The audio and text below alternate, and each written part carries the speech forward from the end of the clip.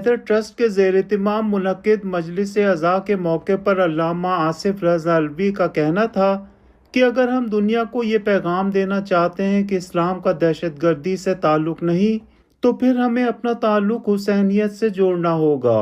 اسلام کے اندر جو سب سے بڑی دہشت گردی کا شکار ہوئے وہ رسول اللہ کا خاندان، وہ رسول اللہ کی فیملی ہوئی۔ تو اگر آج ہم دنیا کو یہ پیغام دینا چاہتے ہیں کہ اسلام کا دہشت گردی سے کوئی تعلق نہیں ہے، تو پھر مسلمان کو اپنا تعلق حسینیت کے ساتھ جوڑنا پڑے گا۔ مجلس کے منتظم سعید زیغم بلوچ و نوحہ خواں عمران عباس مانی نے کہا کہ مجالس میں علماء نئی نسل کو امام حسین علیہ السلام کی قربانی سے متعلق آگاہی فراہم کرتے ہیں